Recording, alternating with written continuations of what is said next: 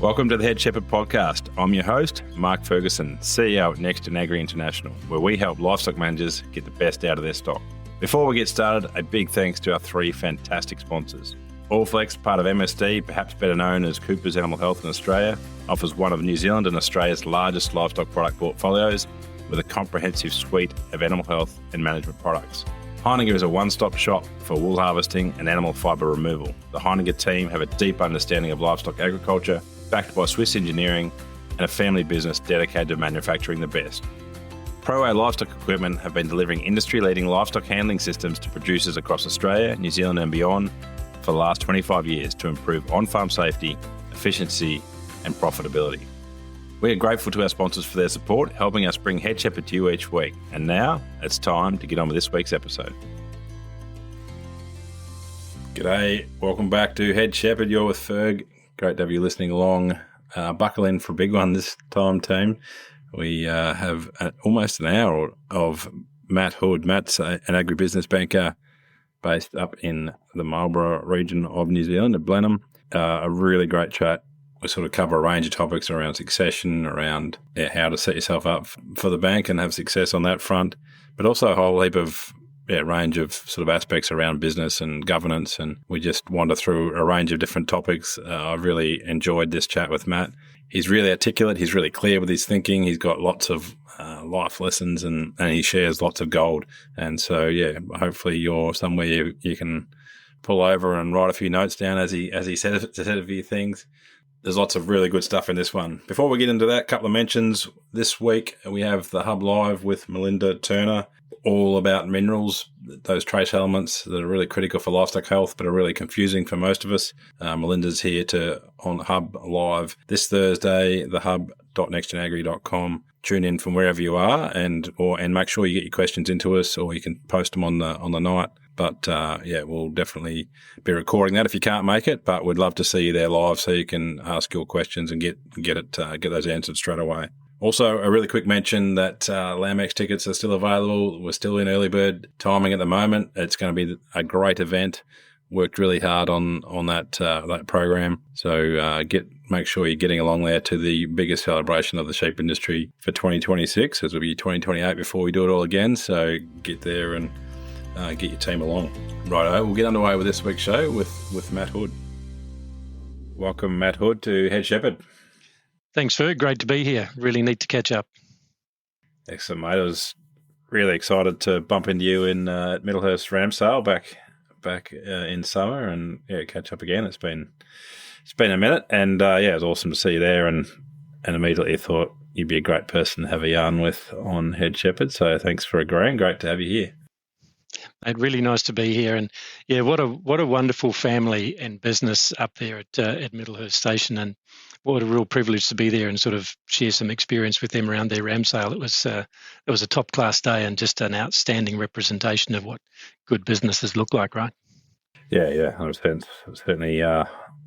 Certainly high on my calendar every year, and that couple of weeks is quite a busy couple of weeks for us. But But less about me and more about you, mate. For those who haven't come across you, just maybe a quick cook's tour of Matt Hood's.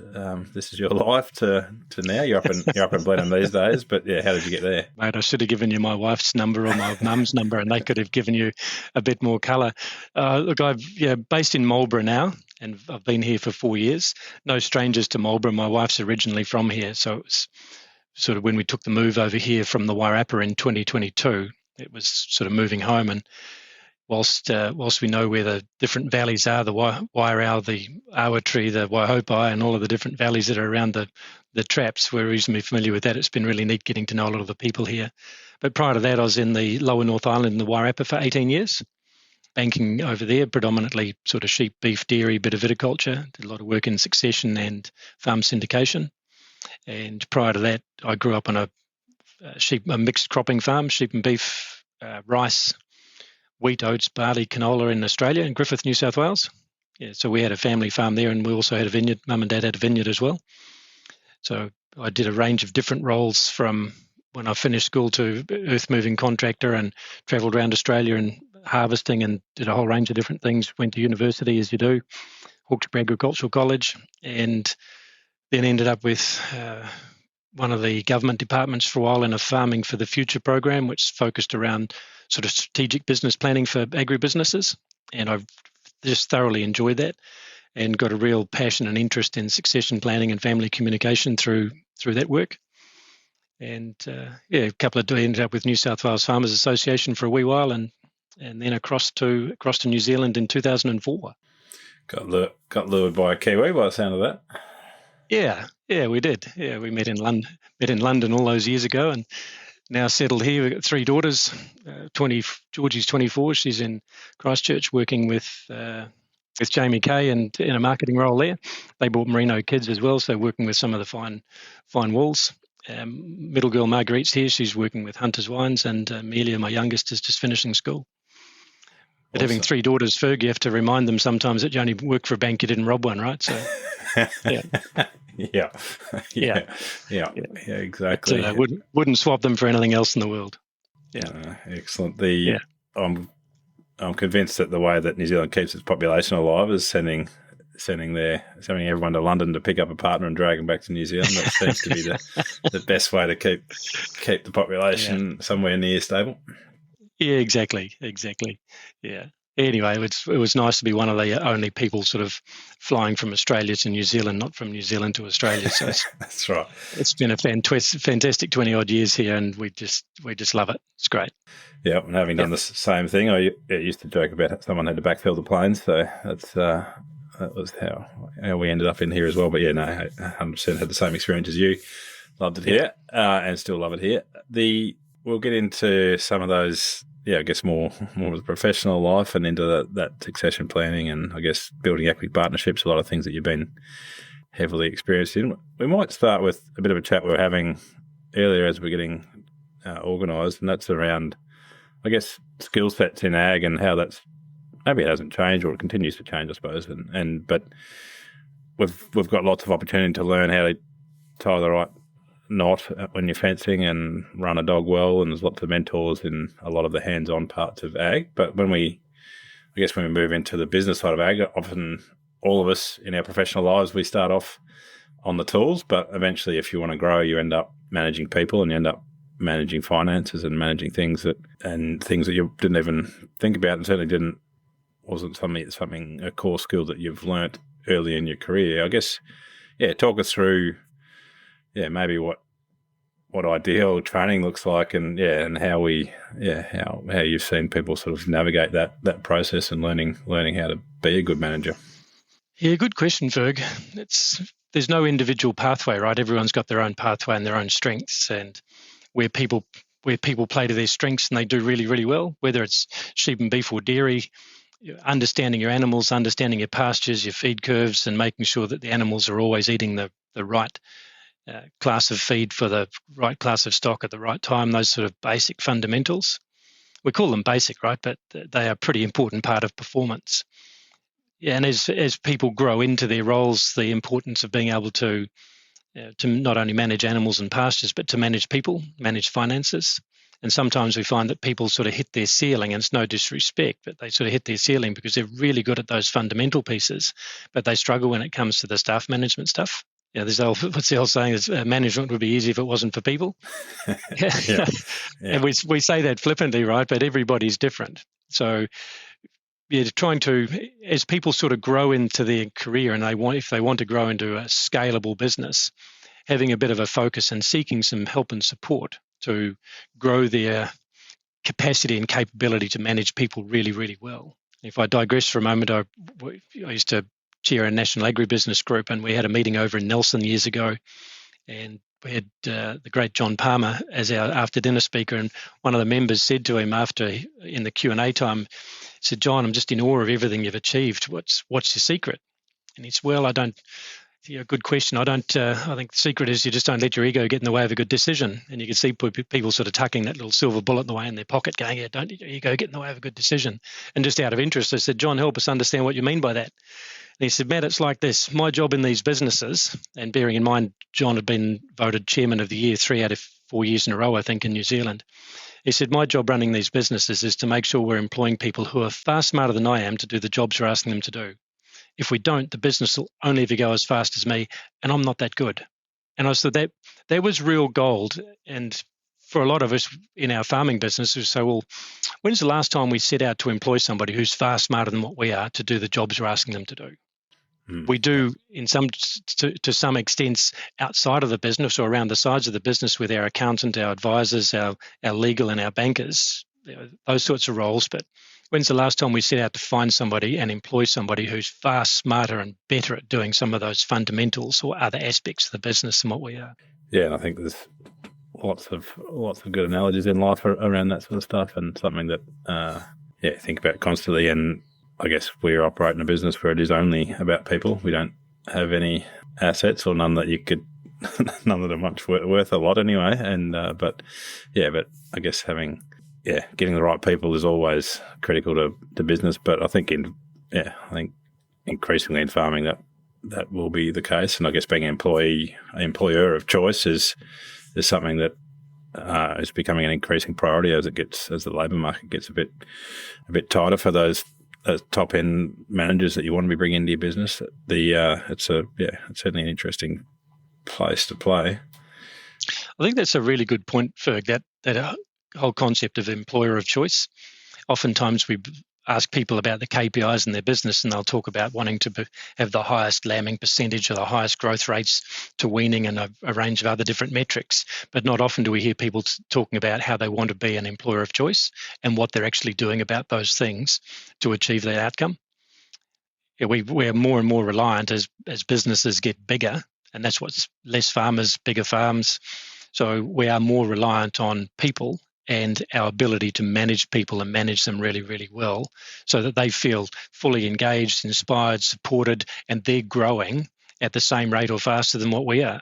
Yeah, good point. So I was at a conference recently, and one of the keynotes spoke about sort of recruitment being a 365-day-a-year job rather than kind of something we, I guess, often particularly in farming or in lots of small businesses, you kind of say, right, we're going to get a new person on, we'll get this job done in a day or two, and we'll move on with the real work. But finding those people and always be looking for those people and looking how you can create roles for people, that sort of stuff is something that I guess is what it looks like to be an employer of choice, because you always have to be finding those best people rather than just thinking of the job to be done to tick that box and move on. Now you've got a full set of staff again. Yeah. You've mentioned succession a couple of times, and something that I know you've had a lot to do with. It's an interesting subject area because everyone's got an opinion, and there's obviously lots of horror stories out there. There's lots of great stories out there, and it's very, very, very difficult to generalise across different businesses because of the humans involved, and that's essentially what succession is. I guess talk us through maybe part of your process that you've been involved with and what that looks like, and and I guess if you can find any combinations of things that make it a more likely to be a successful succession than not. Yeah, crikey, Ferg. There's a question and a half, isn't it? Yeah. How long have we got? And let's be clear, I don't profess to be an expert on this because every situation is different. But one of the things I learned very early on from the great Lynn Sykes, you probably had a bit to do with Lynn in Australia, was just helping families have those really good quality conversations early and just being really letting the heads clash, but not the hearts, making sure that there's a really good foundation for having those conversations outside of the family home. So you're not tarnishing the kitchen table with conversations that are going to be sort of tough and robust. New family stakeholders, husbands, wives, and other partners, and making sure they're involved early, and just getting clear about what people want for themselves and for each other, what sort of timeframes, how it's going to work, addressing knowledge gaps, addressing skill gaps, and having those really good conversations. There's plenty of businesses that have been built around doing those foundations. There's Coach Approach and a few other businesses in New Zealand that do a really good job of that. As a starting point, it's just making sure people are having a conversation. The next piece from a fundamentals perspective is, have we got a business? What have we actually got here? Being a bit flippant here, but we've talked about succession in Australia years ago as the latest form of child abuse. Which it's sort of half funny, right? But the reality is we have to understand, have we got a business? What are we succeeding? What are we passing on here? Somewhere embedded in the word succession is success. So how are we going to make sure that we're focusing on that word and ensure that people are successful? And I know we talked a little bit about, Phil Guscott used to talk about when we need somewhere for mum and dad to live, something for them to live on, and something for them to live for. We want the incoming generation to have something that is the goals or the challenge for them is just out of their reach but within their grasp. So you're not actually just giving them an easy ride, is making sure that they are stretched for a wee while but not overstretched. Yeah, there's a bit of a safety net and some support there.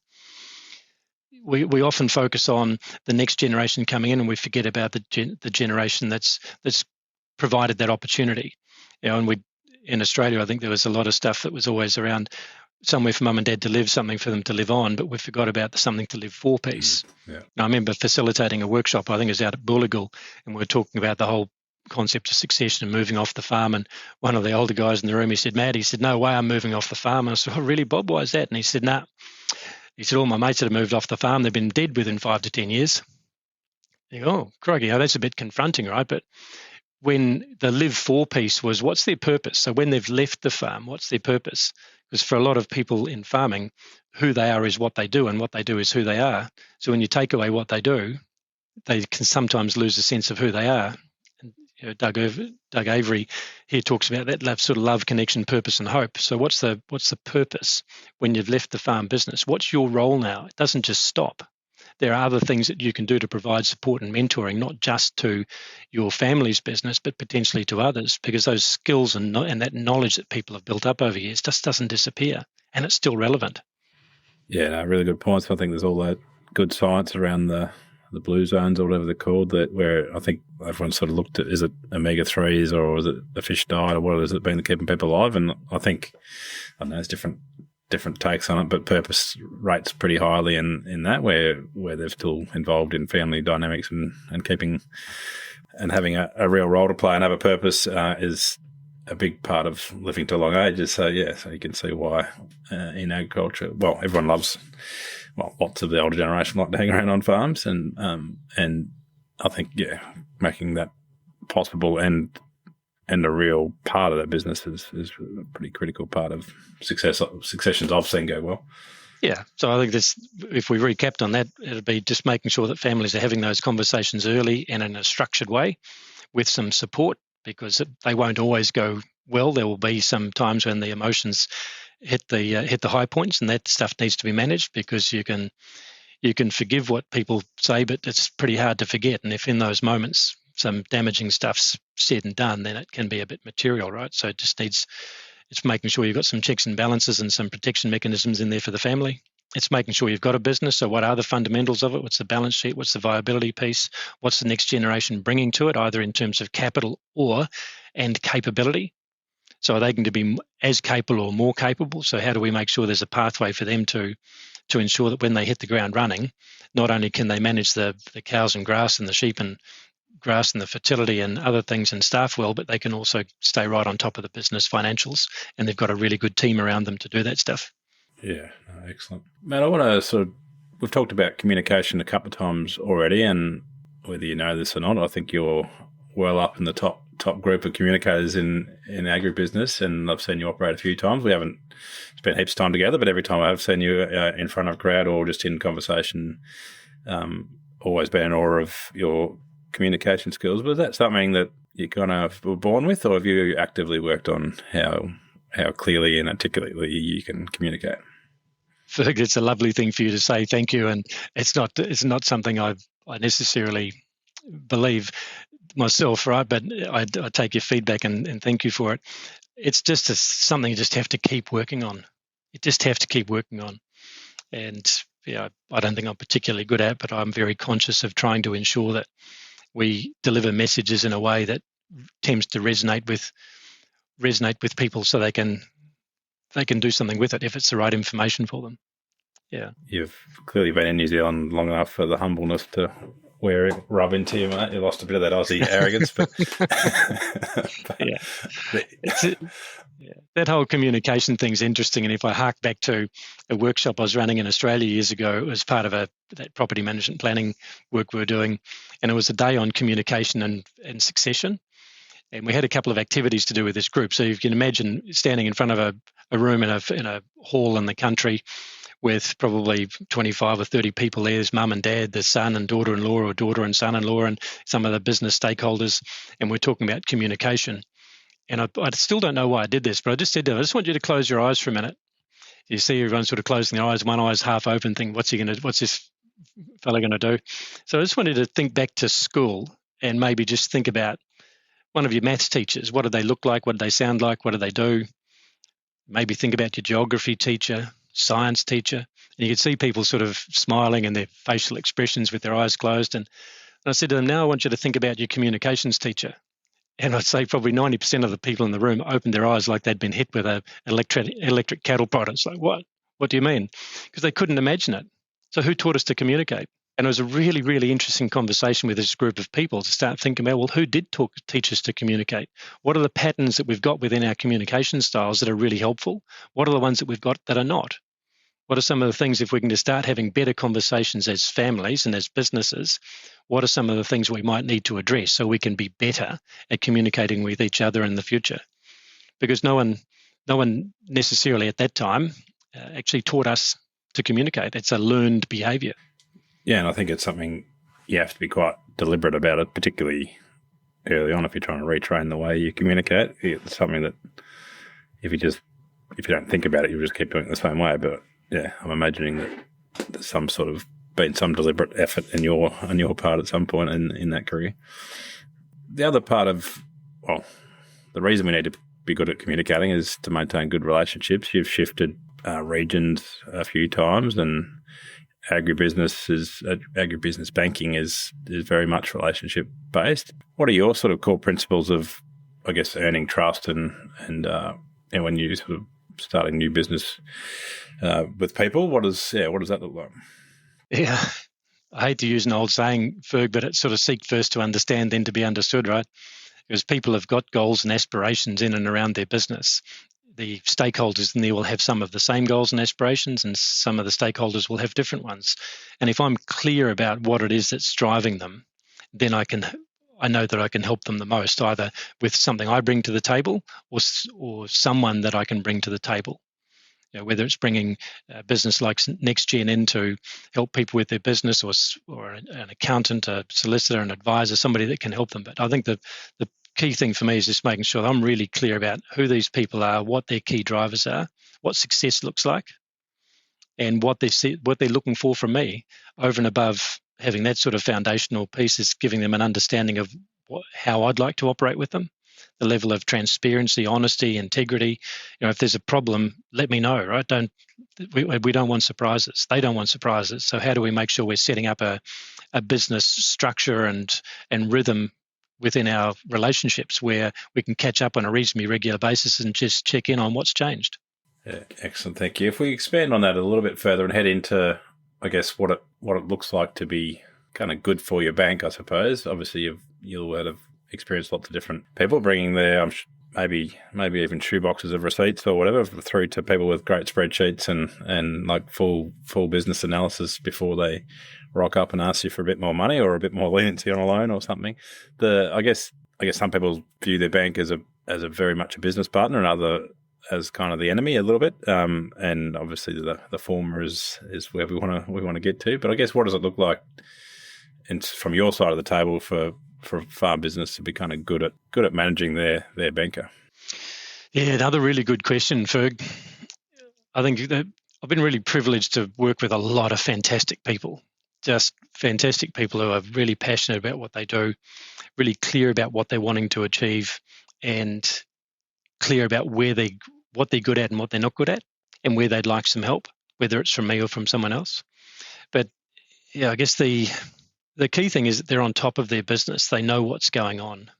We want to know what they know. So if they're clear about what's happening with their business, they understand where they're up to with mating, they understand what's happening with their production fundamentals. And I'll digress for a moment. Think about budgets, for example, a bit of a favourite saying when I was working with Lawrence Field on the Red Meat Profit Partnership workshops and that sort of thing. So, there's only three things that change in a budget. It's volume, value, and timing. So it's the volume of lambs you're going to produce, the value of them, and the timing of when you sell them. Similarly with costs, what's the volume of fertilizer, value of it, and the timing of when you're going to pay for it. So when you're looking at budget rhythms and reviewing budgets, that's really sort of what you're looking at. If you've ever met Lawrence, he's a past share milker of the year. He's a previous chartered accountant. He's doing a lot of work in that presentation skills space around financials and business structures and different things. Wonderful, wonderful guy. And he bounced up to me about 18 months ago here in Marlborough. He said, Matt, you talked about that volume, value, and timing stuff. And I said, yeah. He said, there's not three, there's four. I said, what, four? There's four things that change in a budget. He said, yeah. He said, volume, value, timing, and it was never in the budget. And that was that's that sort of surprise piece, right? But he's right. Oftentimes you'll find you're talking to people and you're trying to help them work through their requirements, because we want to know what they know. We want to know what their aspirations are, and it helps us sort of think about the best facility structures that we can offer them that give them the best use of capital and those sorts of things. But when they get surprised because something wasn't in the budget, or we get surprised because something wasn't in the budget, sometimes you've just got to recalibrate. And that's not saying it's a bad thing, whether it's deliberate or by default or by design, but it's just making sure that we're sort of not having surprises. So from that perspective, back to your question, we want to know what they know. We want to understand their history. We want to know who's in control, what they're trying to do, and where we can help the most, how they understand their business and their financials, how they understand some of the production fundamentals, how they're looking at risk, and as importantly, how they're looking at opportunities. What are they actually looking for in some of those opportunities? And how can we help them with them? Because we're seeing now, as people are starting to prepare for succession, and they might be 10 or 15 years out, they're looking at assets off farm that can be non-wheelbarrow businesses, ones that don't have to pick up and push every day, where they can invest in those, whether it's a house in Christchurch or somewhere where their kids may begin to go to university. So they can invest down there, rent it out, get some experience with it, put one of their kids in it when they're down there studying at Canterbury or Lincoln or whatever else. The kids can then run the house by bringing other tenants in, and they've got a responsibility and they start to learn how to run a business. So we're seeing people starting to think about, well, how do we prepare for succession now, 10 or 15 years out from when they actually might be transitioning the operation and control of the core farming business by building those assets off farm. Excellent, mate. Adding heaps of value there. And I guess a bit of an extension on that is a certain extent of gut feel from your position, or do you just have a sort of standard take off 15% of what everyone tells you and use those numbers, or how does, I guess that's that time piece as you get to know those businesses, you both understand what's possible and what's not possible in terms of some of the numbers they're using. Yeah, I'd offer you this. In banking, it's sort of trust but verify. Ferg, I trust what you're telling me, but I reserve the right to verify it. Yeah. So it's not a mistrust. It's just saying sometimes people's view of their numbers are different to what the numbers actually tell us. Yeah. So, for example, when I first arrived here in Marlborough and we're looking at a lot of the viticulture businesses, you'd say, what's your cost of production? And people would tell me what their cost of production was. But it's a little bit different in how the accounts are presented for viticulture versus, say, sheep and beef or dairy, because you've got all of your direct viticulture costs. So most people were referring to their direct viticulture costs and forgetting about R&M, admin, rates, insurance, and other things that go into your full suite of farm working expenditure. So they weren't being deceptive or dishonest. They were talking about their viticulture costs, not the full business costs. And part of that was me understanding what questions I need to ask a little bit differently.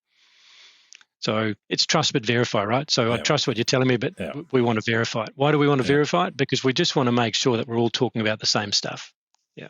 Yeah, absolutely. If we're on the same page and no one's going to get surprises, nasty surprises, then it just makes it a lot easier to help people a lot more. Most farmers I know, they want a loan, not a problem loan, right?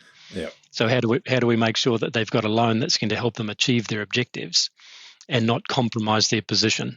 Yeah, definitely. I guess what we've in your 3 or 4 aspects, volume, value, and timing, and the non-budgeted, which we see a few of those, but all 3 of those are partly out of our control in terms of if it rains, it will impact on the volume and the timing, and if it and the value is often influenced by others. I guess that's just the nature of business, or particularly farming businesses. We are 100% dealt to by the weather. I guess there are businesses out there who just kind of feels like they get surprised every time there's a drought or whatever, and sort of haven't learnt from the last one. I guess do you see businesses getting set up to sort of de-risk themselves either through investing in other businesses or just having good systems in place to be less impacted by those sort of by those external factors? Yeah, another good question, Ferg. I think with all good intention, people are going to put a budget in place on the basis of some assumptions. And those assumptions will be around that volume, value, timing stuff, right? What's the volume of widgets we're going to produce, the volume of lambs, volume of calves, or what's our stock policies? So what are the volume of animals that we can do basically breed and sell, and at what sort of prices, and when's the cash flow going to hit our accounts? One of the excuses we get about budgeting is, all that stuff changes, so there's no point doing it. Well, yeah, I get that, right? But if we've got a set of assumptions in there and we're assuming income to be higher than it's ever been, and we're assuming costs to be lower than they've ever been, then we're probably setting ourselves up for a bit of a surprise, right? Yeah. But if we're realistic, and that's that trust but verify piece, if we're realistic around where the cost structures sit and we go through some of those on a line-by-line basis, it's a little laborious, right? But it's actually a really good exercise to think about how are we spending money to make money? What's the money that we actually really need to spend and allocate, and when's the best time to do that to generate the best income we can? So if we can narrow that surprise gap by maybe being a little conservative with our production fundamentals and pricing fundamentals, and maybe even a little bullish with some of our cost structures, as we get to our checkpoints. So the first checkpoint for sheep and beef business is probably going to be scanning. So we've set our budget a while ago. We expect that we're going to get 140% survival to sale. We get to scanning, and we're scanning at a level that we know where the natural slippage is going to get us within that. Do we need to adjust 130% as part of our budget? Probably. 140%? Probably not. But if it's higher and we think that that's robust, let's increase it. If it's lower, then let's adjust it now. Because what we want to know is what's the impact on the business? What's the impact on the overall result of the business? What's the impact on the liquidity requirements of the business? And then what are some of the options that we might have? If we're going to have less lambs, for example, what are some of the options we might have to fill that gap? So you start thinking about the what's possible at the other end of that. So I think it's just being realistic to start with, and getting yourself into a rhythm where you can continue to check in on your volume and value pieces to understand the impact on your business and what that means for you and what opportunities it presents. Yeah, 100%. And I think, I'm going to hone in on that rhythm piece, because one of my great weaknesses among many is, and like most humans, is that when we know we are going to open up a spreadsheet and it's good news, we'll do that twice a day. If we know we're going to open up a spreadsheet and it's bad news, we're going to put that off as long as possible, and maybe even or way longer than we should, until a point where we actually slow down our decision making and get disabled by that, because we don't love to hear bad news, and so we know that things are going to. Yeah, we just don't want to calculate that number because we don't like the look of it. I guess, do you see that happening a bit? And yeah, I guess in good business, I'm assuming they stick to the rhythm of whether it's going to be good or bad news. They still calculate what that budget outcome is going to be. Yeah, it's an interesting point you raised, that whole the sort of human response, right? Because in my experience is we tend to worry the most about the stuff we don't know, or that we think we might know, but we haven't actually tested. So it's a bit of a discipline. That rhythm is a real discipline to say, righto, we're going to check in. These are our milestones to check in.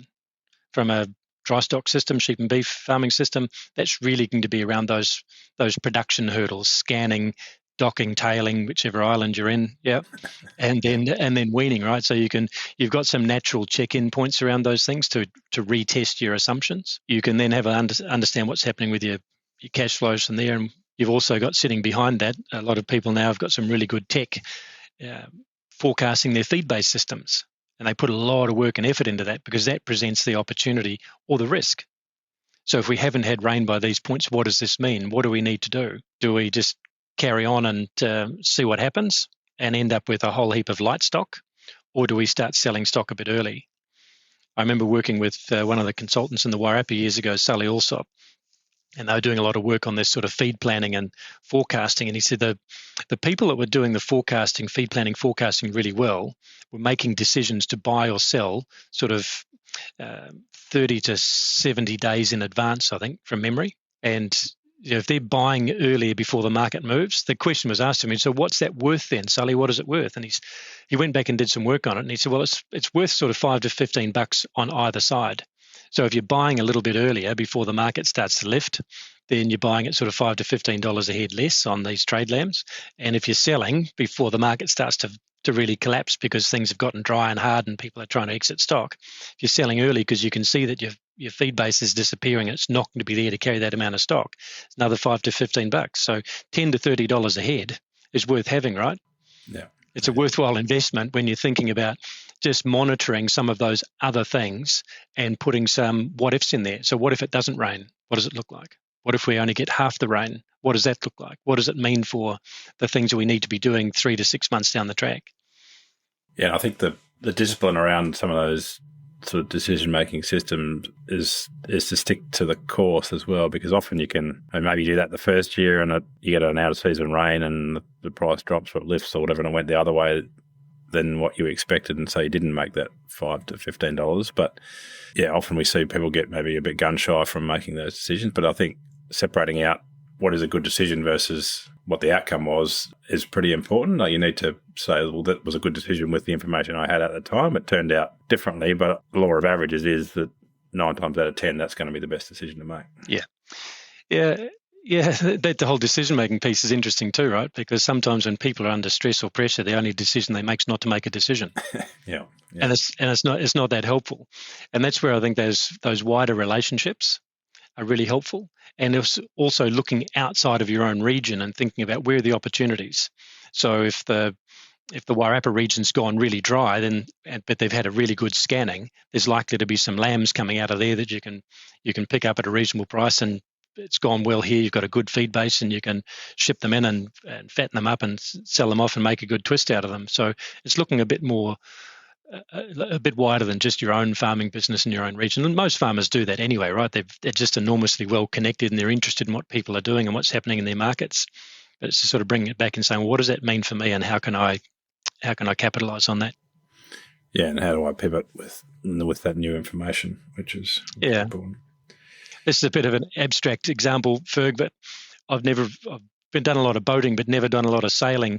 And I went with Doug and Wendy Avery once. We sailed from Waikawa and the Pelorus, Queen Charlotte Sound, round to the Pelorus Sound. And on the way round, Doug said, "Do you want to take the helm, Matt?" And I said, "Yeah, love to, mate." So I said, "What's this? What do we do here? How do we make sure this thing goes well?" And he said, "Well, see those up in the sails here, these little woolies, is you want to make sure that they keep them horizontal. It just means the sail's full."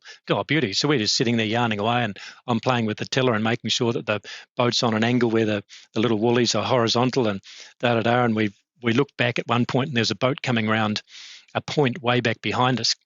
And so, that's a nice looking boat, Doug, from here. And he said, "Yeah." He said, "I know that." He's looking at it through his binoculars. "Yeah, know that boat," but sort of race against it. We just got back to chatting and sailing along, and I'm keeping the woolies horizontal and doing a pretty good job. And I looked up an hour later, and this boat's sort of bearing down on us. And I said, "Holy shoot, Doug, how's he done that? How's he travelled so? The sails have been full. How's he travelled so much faster than what we have?" And he said, "Matt, if I'd wanted to go faster, we would have needed to travel further." And I said, "What do you mean?" He said, "You've missed a whole lot of wind. There's been a whole lot of wind opportunities. You've missed those." And I said, "Well, mate, I wasn't even looking for them. I was just looking at this." Yeah. And sometimes in our businesses, how often do we just focus on that piece and forget about some of those other opportunities? And we spent the next hour or so, and he was just pointing out to me how to sort of look for different wind and how that works. And that's what that other boat had done. He knows where the wind's coming from, and he was picking up the stronger gusts, and he was on top of us fairly quickly. So, what's the point there? I suppose just. It's all very good to be focused on the woolies, but we've also got to understand what's happening around us and think about where those opportunities might be and be able to capitalise on them.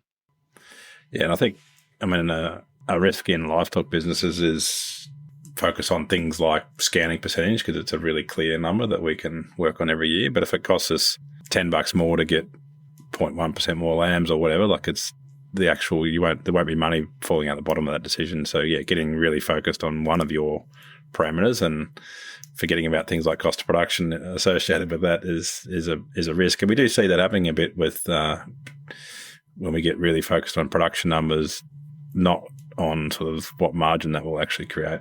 Yeah, I've seen that in businesses plenty of times where they get focused on production per cow or production per hectare, but they forget the profit piece at the end of it. So they hit all those production targets, and that's fantastic. And there's a level of satisfaction out of that, right? But when you look at the financials, they've actually gone backwards.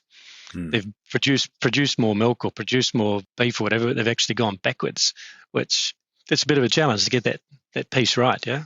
Yeah, and we see that in times like now where there's high lamb prices and people hold lambs. Often read these articles in Australia, particularly where lamb's made $400 or $500 or like these massive prices, which means that person has held them when they were worth $250, when they were worth $300, when they were worth $350. They've been held and grown, which could have been 3 different trades, and you could have been feeding lean meat on rather than fat on for like 6 months. It's but the focus was on that value point of that individual animal, and you could argue that's not the best thing for profit. Yeah. Well, it's the world famous accountant from Christchurch, Peter Alexander, wanted to say, production is vanity and profit is sanity, right? So yeah. A couple more areas I just want to explore, Matt. One being, I guess, what gets me out of bed, and I'll ask you what gets you out of bed in a minute, but is the gap between what I see as reality and what I see as the top end of producers, whether that's viticulture or sheep and beef that I play in or wherever we play. There's always that gap, and I guess that's closing that. Yeah, getting more people towards the top of that is what gets me out of bed.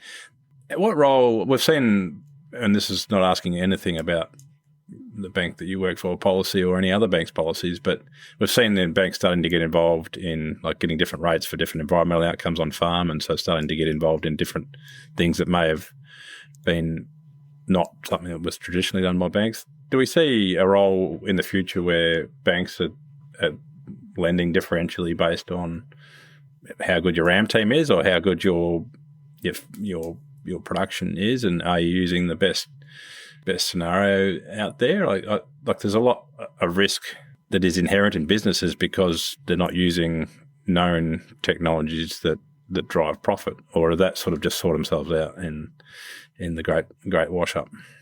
Yeah, I'm not sure how to answer that one, Ferg, because I part of me, I think I know where you're going with that, and I agree with it, is we need to have some robustness around what is it, because Farmer A's got 1,000 cows and Farmer B's got 1,000 cows, but they're not necessarily the same. And I'll point to an example around that. You and I talked about this offline a while ago, one of the equity partnerships we put together, and they put some technology in the shed. And as part of putting the technology in the shed and buying the herd, they also brought in some R3 heifers from another area. And they could see within sort of 3 to 6 months that those R3 heifers were all on target to do over 400 kilos a cow. But the bottom third of the herd was probably going to struggle to do 300 kilos a cow. And so you say, well, I want more of those and less of those.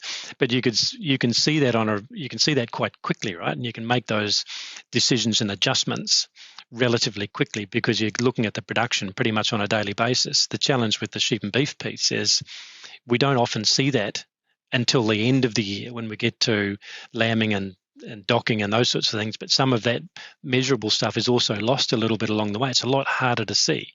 So I think the work that you guys are doing with your genetics and trying to help people underpin a base level of known attributes around an animal that should, with good management, good feeding and fair weather and in fair growing conditions, should really produce to a much higher level than what the average might.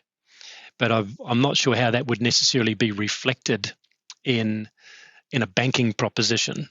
It would give us some comfort that these people are investing in knowledge and technology that is going to take potentially some of the noise out of it, take some of the tail out of their flocks or some of the tail out of their herds and just up the average, give you some comfort, but you still want to see the numbers, right? You still want to see those financials coming through that are helping people deliver a result that enables them to do more of the stuff that they want to do. Yeah, no, fair enough.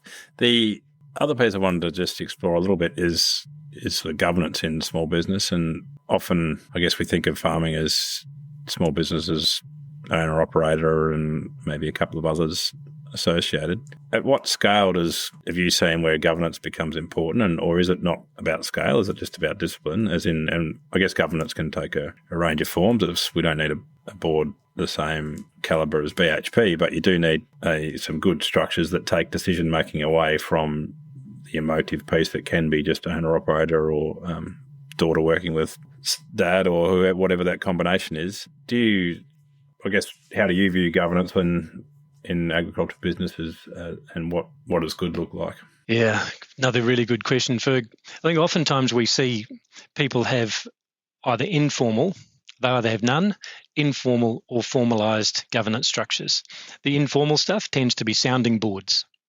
So they've got people who sit around the industry next to a neighbour, high-performing farmer in an area, consultant or others. They've got a sounding board. So the key operators, mum and dad, will often reach out to those people and just bounce ideas off them as a bit of a sounding board. Sometimes they formalise that a little bit and say, want to catch up on a bi-monthly or a quarterly basis or something and just check in with how we're tracking.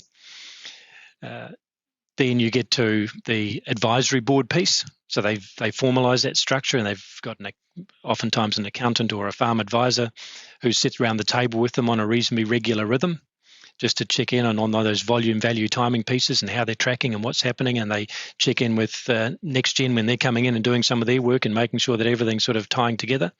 And then you've got your more formalised governance board pieces where you actually have a board of directors with a chair, oftentimes an independent chair, or sometimes somebody who's just been nominated as the chair. And I've seen some really, really, really good farming chairs or farmers who have been chairs of businesses. And I had the privilege of one of them staying with me last night. And they just make such a difference because they stay focused on what's the business's strategy. They keep everybody thinking about the higher level stuff, the strategy, structure, operation and control. The operation and controls management.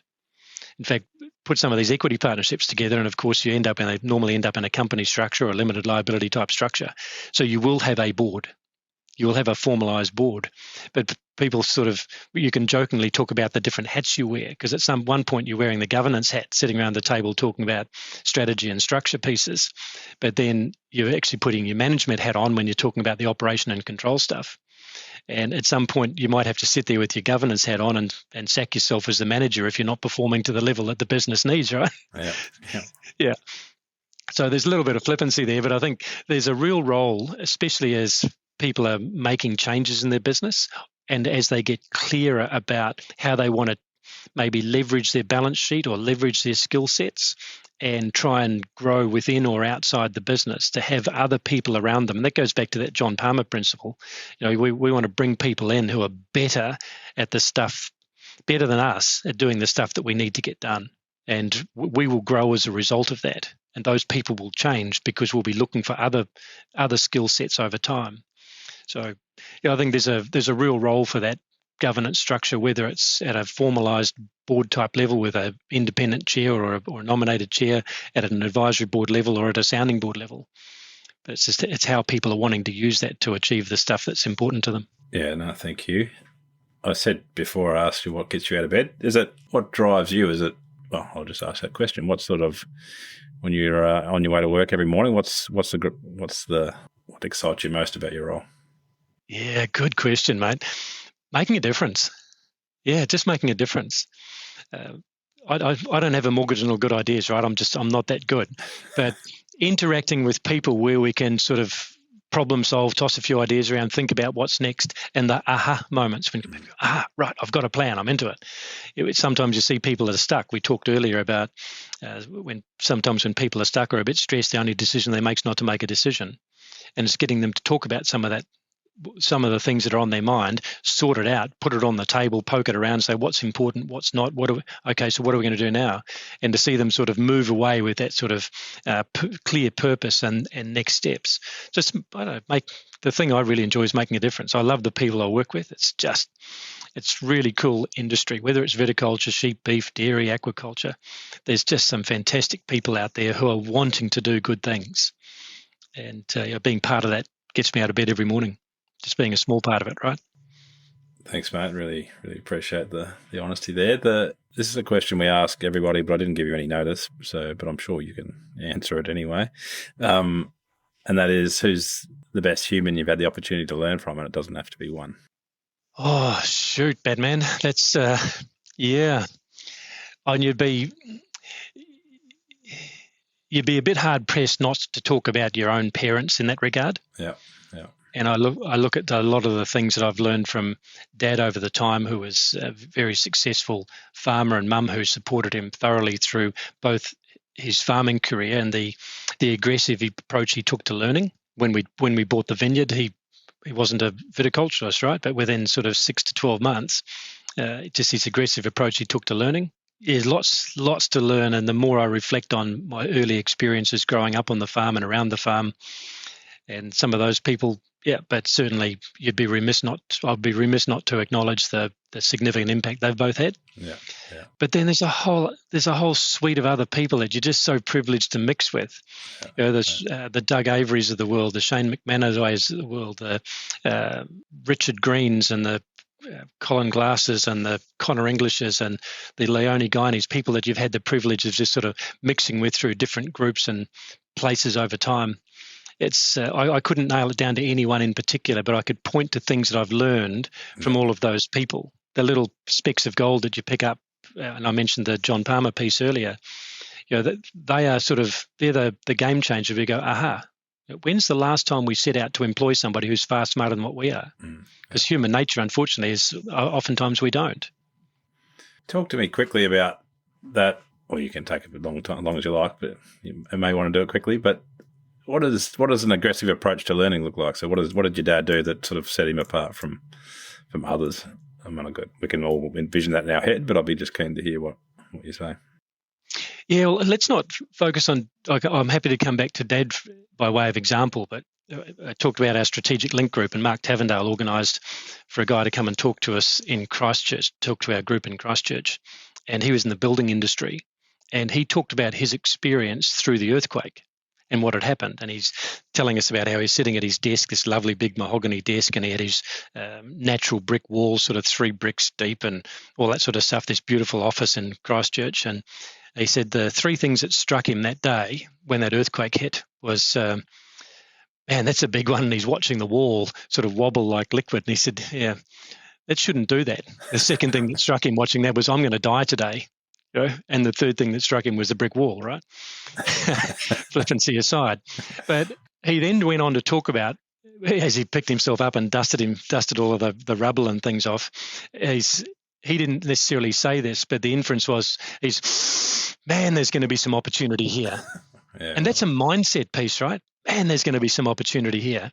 So he immediately started to think about, what are the opportunities? Where are they? How am I going to execute on those?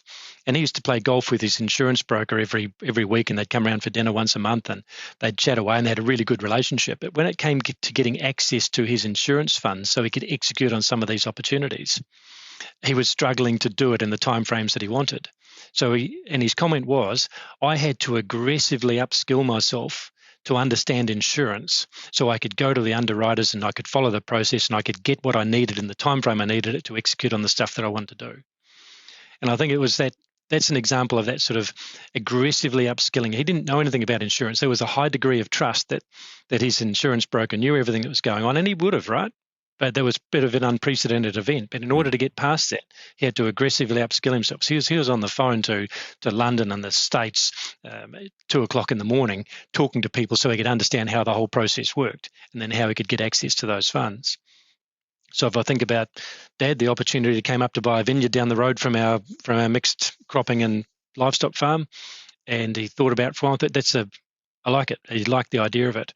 And he aggressively upskilled himself by surrounding himself with people who knew more about it than what he did, by reading books, by challenging not only what he thought he knew with some of those other people, but sometimes challenging those people about what they knew. And they transformed that vineyard from, well, it was a horticulture property. I think 2/3 of it was citrus and 1/3 of it was viticulture. And out with the citrus, in with the vines, put high-tech irrigation systems in, started doing deficit irrigation to get a better quality fruit, put some different varieties in that gave them some leverage around supply. One of the wineries had built their brand around Durif, which is often called Petite Syrah. And of course, when the Chardonnay and Shiraz wasn't sort of flavour of the month, but people wanted the giraffe. So, well, you can have the giraffe, but hey, you've got to take the Chardonnay and Shiraz as well, right? So, yeah. So I think just the aggressively upskilling yourself is getting with people who know more than what you do and listening to them. Really, really listening to them, but reading and checking and testing and trusting, but verifying, right? Yeah, and having a purpose and an end game to doing it. Yeah, 100%. And I often think about just how privileged we are to exist when we do in the timeline of human history, in the sense that like there'll be a few thousand people who listen to this conversation, which wouldn't have happened even 10 years ago probably. And so the availability of information from high quality individuals is just insane now, and so there is no real excuse not to be aggressively educating yourself on things that are important to you. Yeah, and sometimes for those things can happen in the strangest of ways, right? I haven't done a lot of fitness or anything for probably 15 years, and I didn't think I needed to, but I started to realise I was pretty unfit. And the interaction we had up at Middlehurst, and just looking at what you've been doing online and why you've been doing it, and your commitment to a rhythm of daily exercise, getting towards that 2,000 kilometres piece, and just doing it sort of one step at a time every single day. I caught up with Darren Clifford from Upper Avon Farming Group and his partner, and look at what they're doing in terms of the relentless energy they bring to every single day to make a special experience for people visiting New Zealand. I think, man, I need to do more of that, right? So how do I do more of that? I need to get fitter. I need to be sharper. I need to be faster. So as a result of that, the catch up we had at Middlehurst, you inspired me, mate. And I've probably, I don't know, probably sitting at about 105 kilos now. So I'm probably down 4.5 kilos from when we last caught up. But I feel better. I feel stronger, and it's it's a good thing, right? So sometimes even through little conversations, you can inspire people, and you certainly did along with others, and I appreciate it. Thanks, mate. My next appointment today is off to the physio, so I'll hopefully keep the body rolling out. I'm pretty sure that's chainsaw and ladder related, not running, but anyway. But yes, no, also appreciate that, mate. And yeah, it's been a really great experience, and I feel exactly the same as you, having committed to that rhythm.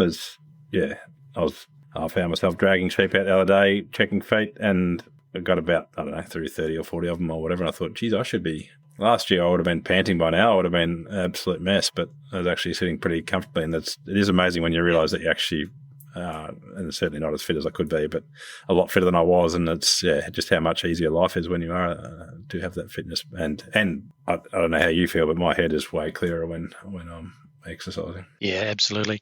And I suppose if we go back to where we started on this and thinking about whether it's succession, syndication, or just overall business success, sometimes the hardest thing is that little bit of change, and the toughest piece is starting.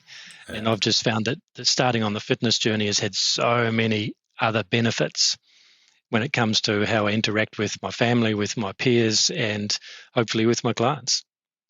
Because we work in a pretty cool industry, right? We're producing protein. Talk about governance. Let me just offer you this. I was asked several years ago, Dairy NZ were running these governance alumni courses, or the governance courses for dairy farmers. And I was asked to go down to Wellington, and they had their first alumni course. And my role was to sit in for the couple of days and just observe what I was seeing and hearing, and then do a summary at the end, which I was really privileged to do that. And I was listening to a lot of the conversations that these people were having, and you mentioned the board of BHP. A lot of these people had put a governance board in place, and they understood what their role was, and they understood what they were looking for. So it was a board by design, not by default. And they talk about the conversations they were having and where they were going with their business, and how they understood their balance sheet and leverage, and the importance of performance, and the importance of employing people who are smarter than what we are, and putting some KPIs and some incentives and other things in place. The conversations could well have been around the BHP boardroom table, but these were around farm business tables, family farm business tables. Anyway, as part of that, each of those farm businesses that attended was encouraged to bring along a professional. So they had some of them had their banker there, some had an accountant, their lawyer, their advisor, and it was great to catch up with a lot of those people. So at the end, when they said, Matt, we're just really interested in your summary and what you've seen over the last couple of days, and I said, great. So let me just start. How many professionals have we got in the room? And what do you reckon happened? Who put their hands up?